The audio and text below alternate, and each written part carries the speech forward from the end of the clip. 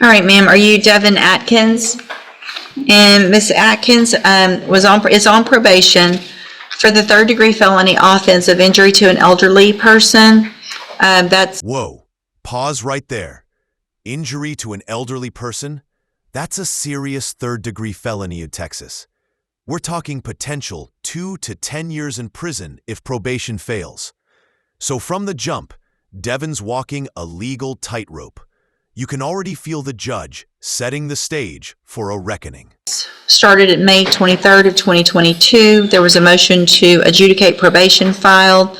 She entered pleas of true to counts 4 and 5. Does the state have testimony with regard to counts 1, 2, and 3? Yes, if the court would like. Yep, I think I would.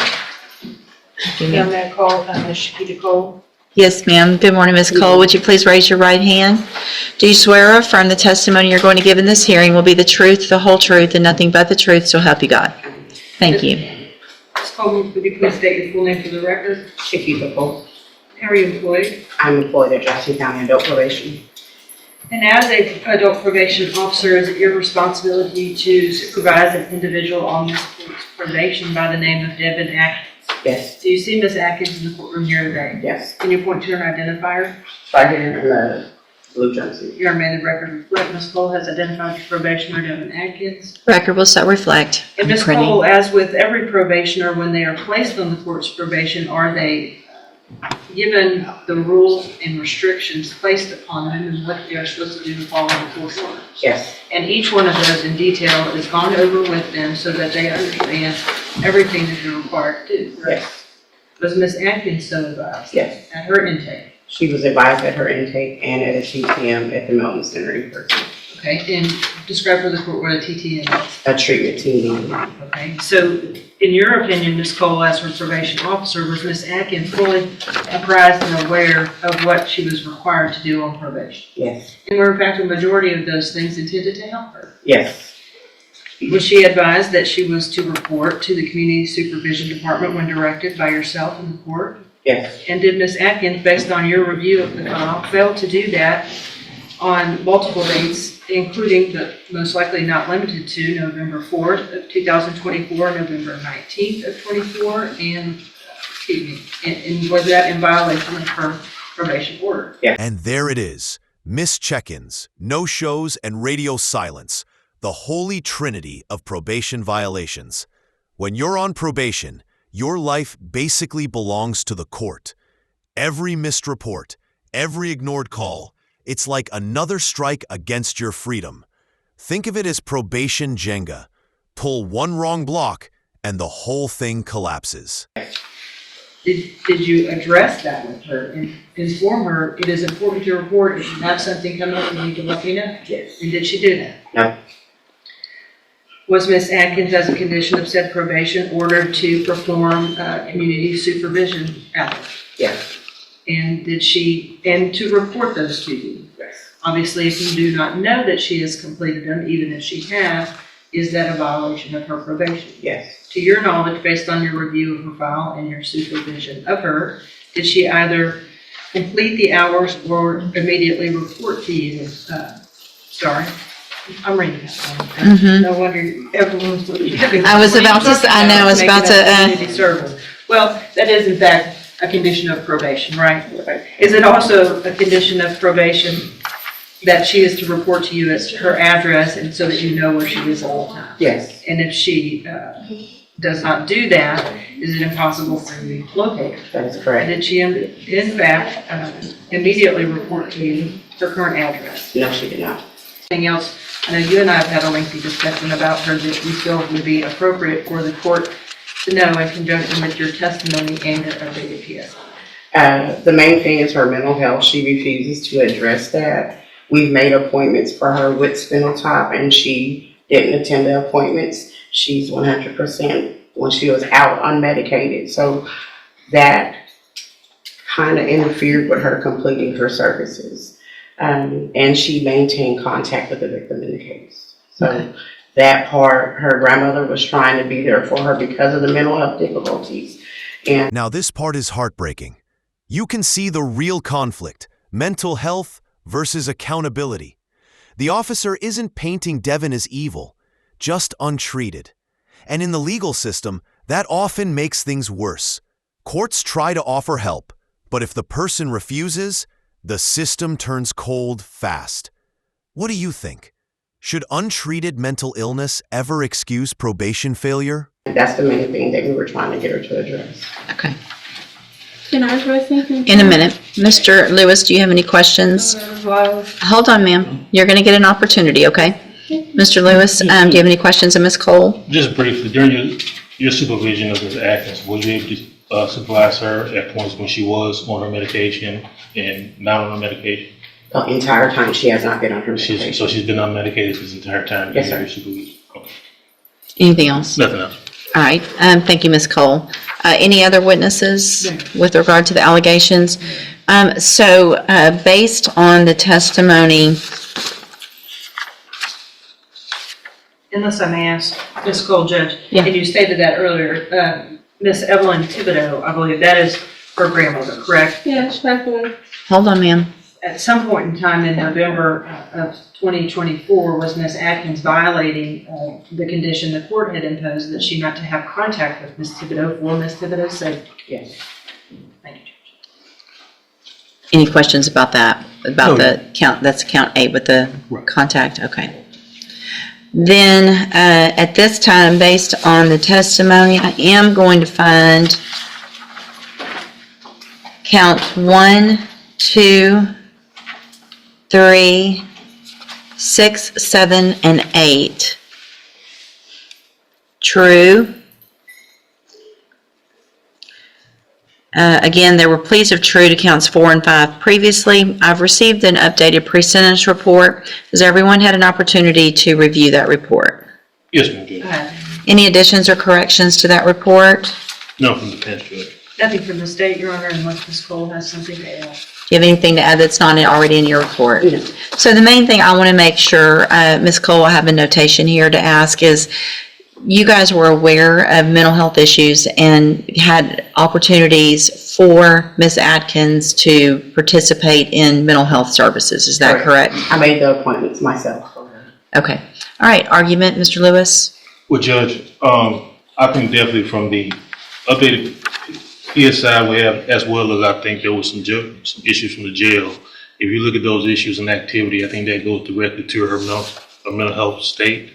Unfortunately, she has not been on a mental health caseload. I think that definitely would benefit her, as well as, being able to take advantage of any services that Spindletop inmate may have, or any programs that probation deems appropriate for her.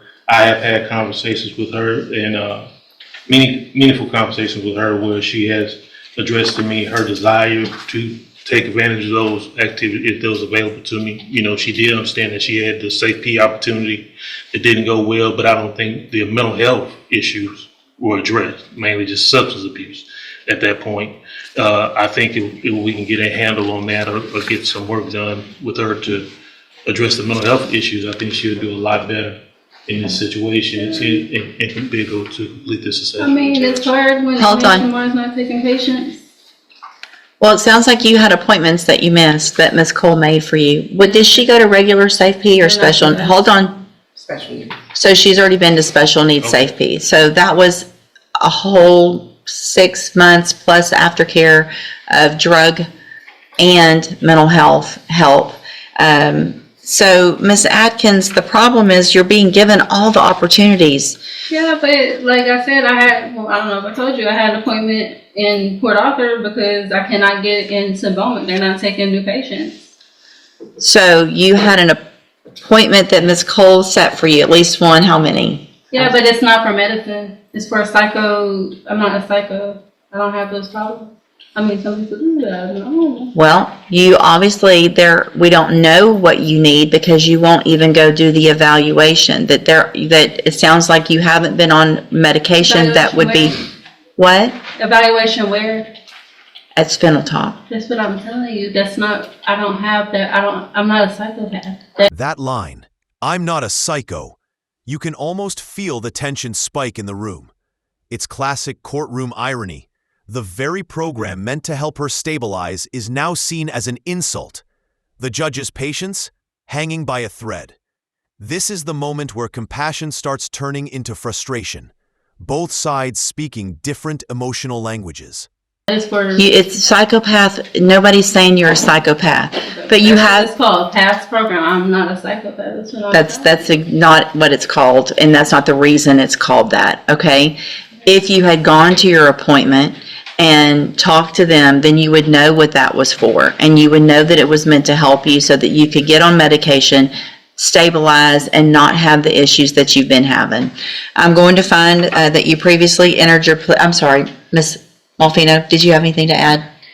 No, Judge, I think that from my conversation with Ms. Cole, she's been gracious enough to offer to continue to work with her because I think she clearly sees the mental health issues. But as you can see, what Ms. Cole has been having to deal with is how the court has had to deal with Ms. Atkins today, and it's been kind of just this runaround circle. Well, and in addition, I am going to find judicial notice of the court's file. Ms. Atkins was evaluated for competency to stand trial not that long ago. I think it was in January of this year, and I have that report. And the finding is that Ms. Atkins is competent, understands the nature of the proceedings, and is then just really making a choice not to follow through with what programs have been given to you, Ms. Atkins, to try to help you. So at this time, any recommendation as far as? I have one more thing to say. Okay. She has not given me the information needed to follow up with those type of things. Okay. Well, I don't believe you. I don't believe you. Ms. Cole would never say go do something and not tell you where to go or help you get there. No, she says she does not have a list of the community service. I'm not worried about your community service. I'm worried about your mental health and the fact that you're not doing what you need to, and you're still contacting the victim, and it's a serious case. And so I got to protect society, unfortunately, because you're not choosing to do the things that. I was going to die, so I really didn't have much of a choice. Okay. It's my life in jeopardy. I'm going to find that you entered your pleas of true to counts 4 and 5 freely and voluntarily. Again, I'm finding counts 1, 2, 3, 6, 7, and 8 true. Find sufficient evidence to find you guilty, and at this time find you guilty. Don't talk over. I'm about to sentence you to prison, and how you keep talking over me is about to start adding years onto that. Stop talking. It's just going to get worse. Do you understand? Okay. And there it is. 5 years in state prison. The sound of that gavel is more than punishment. It's the sound of opportunity lost. The judge tried therapy, programs, leniency, and Devon kept pushing back. This final moment isn't just about crime and punishment. It's about the collision between defiance and consequence. Would you call this justice or tragedy? Going to find sufficient evidence to find you guilty, and at this time I'm finding you guilty of injury to an elderly individual. Sentence you to a term of 5 years in the institutional division of the Texas Department of Corrections. You will receive credit. You will receive credit on that sentence for any time that you've been in custody that the law gives you the right to receive. No. I'm telling, like, she thought, like, I could not get up there. I'm going to hand you the trial court certification that shows this I would was. like to speak to a detective. This was not an agreement, and so you waived your right to appeal. I need you to sign that with I gave her. you hospital papers. I gave her everything. I'm also I had handed a you. doctor's appointment and everything. That's what I'm I've got 5 more years that I could add on to that. Oh, man. I can give you up to 10. You need to stop talking so I can finish what I need to do, okay? I'm telling you, I'm not guilty. That's what I'm telling you. I did not have a choice. I went to the hospital and everything. I'm handing you a written admonishment regarding your ineligibility to possess a firearm or ammunition. Because of the judgment entered against. I don't have a gun. I'm not, just listen to what I'm saying. If you'll listen for a minute, you'll understand. Because of the judgment entered against you, you're ineligible under Texas law to possess a firearm or ammunition. I don't have a gun, man. Good, then you don't. I'm to the wrong person. I'm Devon Atkins. I don't have a gun. I'm required to read that to everyone. I don't know what you're talking about. I don't have a gun. Good, then you don't have to worry about that. Go back with the bailiff. Thank you.